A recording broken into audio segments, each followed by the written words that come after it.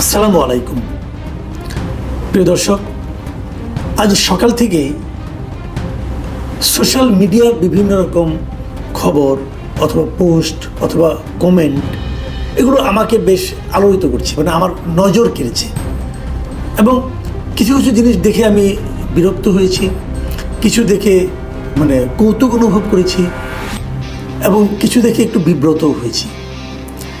এবং এই পুরো জিনিসগুলো যেগুলো দেখে আমি সবচেয়ে বেশি আমি যে আলোচনাগুলো করছি আর কি, যে বিষয়টা নিয়ে, সেটা হলো আমাদের প্রধান উপদেষ্টা উনি যে জাতিসংঘের ৮০তম অধিবেশনে অংশ নিতে যুক্তরাষ্ট্রের নিউ ইয়র্কে গিয়েছেন, সেখানে ওনার সঙ্গে যে বিশাল একটা লট বহর নিয়ে উনি গিয়েছেন, এই ঘটনাটাকে কেন্দ্র করে আমরা আগের সরকারের আমলে দেখতাম যে উনি বিশাল লট বহর নিয়ে যেতেন, ১০০-২০০ এরকম লোক নিয়ে উনি যেতেন বিদেশে, এবং সেটা নিয়ে আমরা ব্যাপক সমালোচনা করতাম।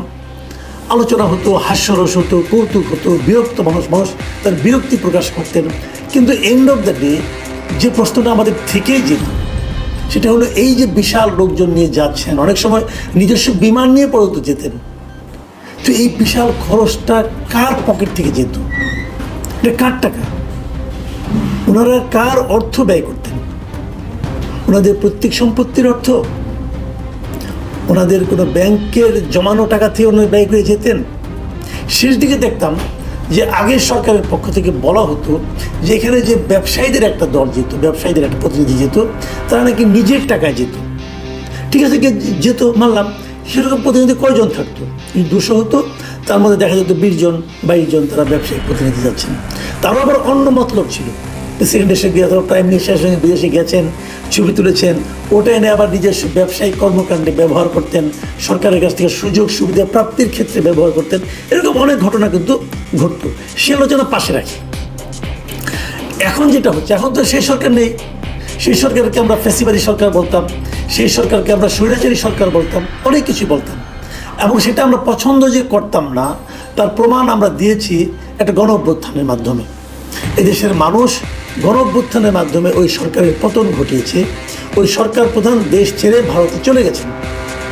তাহলে আমরা ওইটাকে বাদ দিয়ে নতুন যেটাকে পেলাম, যেটা আমাদের এই গণ অভ্যুত্থানের ফসল বলে আমরা বলছি এবং ভাবতে পছন্দ করছি, সেই সরকারের কাছ থেকে আমরা কী ধরনের আচরণ আশা করব। এবং সেই আশাটাই কিন্তু শুরুতে, গত বছরের শুরুতে আমরা একটু যেন একটা ঝলকের মতো আমাদের মেজাজে, মসজিদে একটুখানি চলে এসেছিল। কীভাবে চলে এসেছিল? সরকার দায়িত্ব নেওয়ার পর গত বছর এই সেপ্টেম্বর মাসে সরকার প্রধান জাতিসংঘে গেলেন।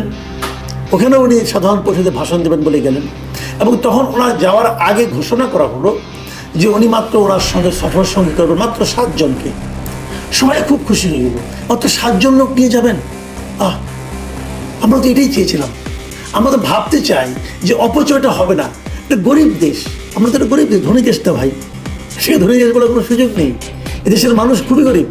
এই গরিব মানুষের টাকা দিয়ে এই বিলাস বেসন, এই অপচয়, এ ঠিক হবে না। তিনি 7 জন নেওয়ার সিদ্ধান্ত নিয়েছেন, আমরা খুব খুশি হয়েছিলাম, যাও এবার অন্তত আমাকে অপচয়টা হবে না। কিন্তু 2 দিন পরেই দেখলাম 7 জন না, 57 জনকে নিয়ে উনি গিয়েছিলেন। আমরা দুঃখিত হয়েছিলাম, কিন্তু প্রথম হয়তো ভেবেছিলাম উনি হয়তো বুঝতে পারেননি, হয়তো ওনার সঙ্গী সাথে অথবা আমলারা হয়তো ওনাকে একটা ধরিয়ে দিয়েছে বিরাট একটা সংখ্যা, উনি হয়তো কিছু বোঝার আগেই হয়ে গেছে, সংখ্যাগুলি যোগ হয়ে গেছে। এরকমভাবে মোটামুটি বিরক্ত হয়েছিলাম, আমরা একটু মন খারাপ করেছিলাম। ভেবেছিলাম হয়তো উনি এখান থেকে শিক্ষা নেবেন। তখনও কিন্তু মিডিয়া এটা নিয়ে আলোচনা হয়েছিল, ব্যাপক আলোচনা হয়েছিল যে কেন ওনাকে 57 জনের বিশাল বহর নিয়ে যেতে হবে।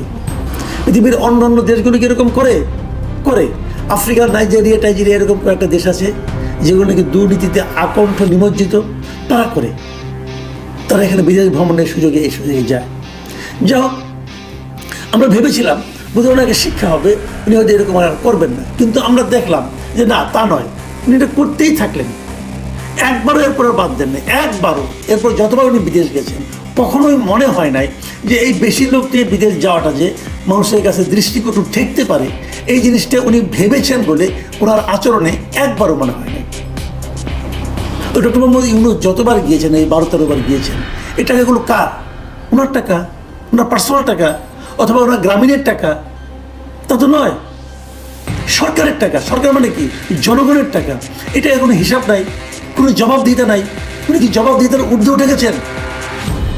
জাননি তো। এর সর্বশেষ প্রকৃষ্ট উদাহরণ দেখলাম এবার উনি যাদের সঙ্গে গিয়েছেন, ওনার সঙ্গে সাথে সব মিলিয়ে কয়জন? 104 জন। হ্যাঁ, 104 জন। মানে অবিশ্বাস্য, আপনার কাছে হয়তো সংখ্যাটা লাগতে পারে। 104 জন লোককে নিয়ে উনি যুক্তরাষ্ট্রে নিউ ইয়র্কে গিয়েছেন। কেন? কি করবে 104 জন সেখানে যে? আমি বুঝতেই পাই না। আপনারা দেখুন, কেবল আমি একটা কথা বলি আপনাদেরকে, আপনারা দেখলে অবাক হয়ে যাবেন। ওখানে ওনার 2 কন্যা গিয়েছেন। 1 কন্যা ওখানেই থাকেন, আর 1 কন্যা, 2 কন্যা ওখানে আছেন। তারা কিন্তু আমাদের সরকারের টাকায়, আমাদের জনগণের টাকায় এই কয়দিন হোটেলে থাকবেন। 5 স্টার হোটেলে অবশ্যই। যে হোটেলের ভাড়া হবে, প্রতি রাতের ভাড়া মিনিমাম 2-3 লাখ টাকা হবে, বেশি হতে পারে। নিজে লন্ডন গিয়েছিলেন তখন তো আরও বেশি ছিল। তো 2 কন্যা গিয়েছেন। উপদেষ্টা এবং সমমর্যাদার গিয়েছেন 10 জন। উপদেষ্টা কে?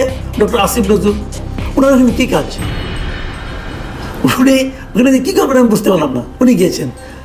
তৌহিদ হোসেন গিয়েছেন, পররাষ্ট্র বিষয়ক উপদেষ্টা। হ্যাঁ, ওনার যাওয়া প্রয়োজন ছিল, এটা আমি মানছি, ওনার যাওয়া প্রয়োজন ছিল।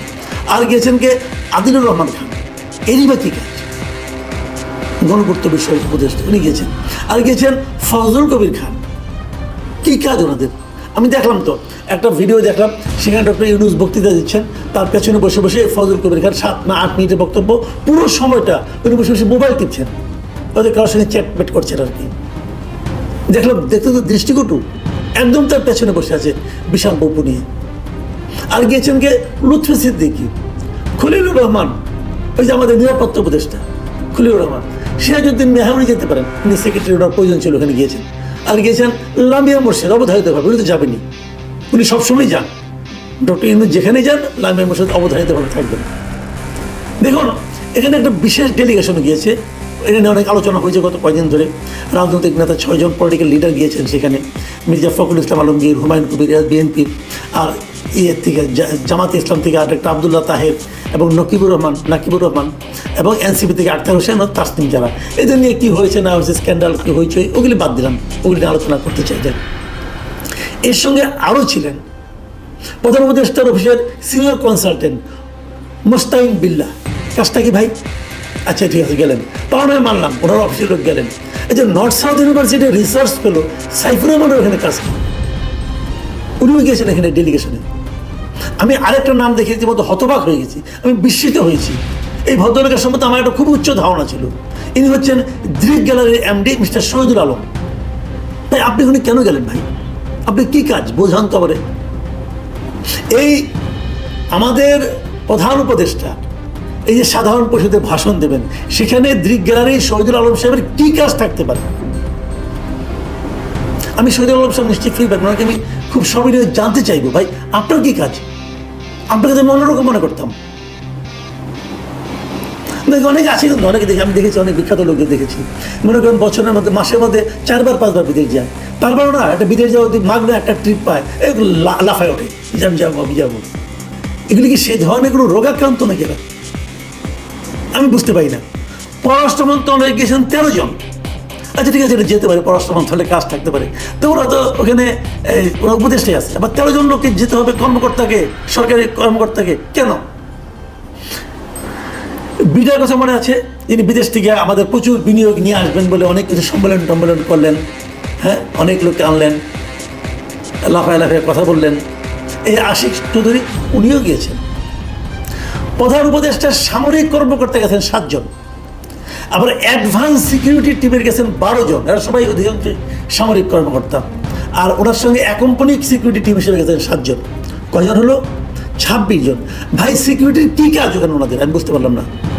যখন কোনো রাষ্ট্রপ্রধান বিদেশ থেকে যায়, আমাদের সিকিউরিটি পার্সোনাল যারা তাদের সঙ্গে থাকেন, তারা কি অস্ত্র বহন করতে পারবেন?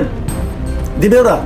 ওখানে যাওয়ার পর পুরো দায়িত্বটা চলে যায় ওই সিটির যারা পুলিশ আছে তাদের উপর, ওই সিটির যারা নিরাপত্তার দায়িত্বে আছে তাদের উপর। তাহলে এদেরকে এত লোককে নিতে হবে কেন? ওনারা কি সিকিউরিটি দিবেন? ডক্টর ইউনূস কি আগে কখনো যান নাই? বহুবার জীবনে গেছেন, ওনার সিকিউরিটির দরকার পড়ছে? আচ্ছা, প্রেস এবং মিডিয়ার কথা ভাবুন। এখানে মানে ওনার যেটা প্রেস উইং আছে, সে প্রেস উইংয়ের পুরো টিম গেছে এখানে 5 জন। তা প্রেস উইংয়ের 5 জন লোকই গিয়েছেন কেন? এই শহীদুল আলম বলেন, আবুল কালাম আজাদ মজুমদার, সবাই, ফয়েজ, অপূর্ব, জাহাঙ্গীর, সবাই, তিথি, আর কেউ বাকি নেই কেউ ভাই। পুরো প্রেস টিম এখানে গেছে কেন? এই প্রেস টিম নিয়ে একটু পরে কথা বলি। বিটিভি থেকে গেছে 2 জন, এটা সবসময় যায় বুঝলাম। ইউএনবি থেকে 1 জন, বিএসএস থেকে 1 জন, পিআইডি থেকে 1 জন, এই সব হলো সরকারি করছে। আমি কয়েকটা নাম বললাম, আরও নাম আছে ভাই, এই নাম 104টা নাম, তো কতজনের নাম বলবো আমরা। দেখুন, এই যে প্রেস উইং গিয়েছেন, ওখানে তারা প্রেস কনফারেন্স করেছেন এবং ওখানে যেয়ে তারা কিন্তু কথা বলেননি, খুব ইন্টারেস্টিং। এবং তাদেরকে প্রশ্ন করা হতো, তারা রীতিমতো খেপে গেছে, তারা কথা বলবে না। আমি আজকে বলছিলাম না যে আমি দেখছিলাম আপনার বিভিন্ন সোশ্যাল মিডিয়া দেখছিলাম, সোশ্যাল মিডিয়ার একটা দৃশ্য দেখিয়ে আমি শেষ করি। সোশ্যাল মিডিয়া দেখলাম একজন একটা ছবি দিয়েছে, আমাদের প্রেস উইংয়ে 3 জনকে ছবি দিয়েছে, তার উপর একটা ছবি দিয়েছে, আপনারা দেখুন একটু, মিস্টার বাঁধন মুন্সি, ওনাকে আমি চিনি না, বাট উনি, আমি দেখেছি, আপনি দেখাচ্ছি আর কি। উনি লিখেছেন, দ্য 3 স্টুজেস, ছোটবেলায় 3 বাটপারের কাহিনী দেখে হাসতে হাসতে পেটে খিল লেগে যেত, এখন নিউ ইয়র্কে 3 এর কাহিনী দেখে সাংবাদিকরা হাসতেছেন। ওনারা প্রেস টিম, কিন্তু প্রেস ফেস করবেন না, দিয়ে 3 জনের উপরে 3 স্টুডেন্টের ছবি আর নিচে প্রেস টিমের 3 জনের ছবি দিয়েছেন। মানে প্রশ্ন কমন পড়ে নাই, অথবা উত্তর দেবেন না, এইগুলো নিয়ে হাসাহাসি হচ্ছে।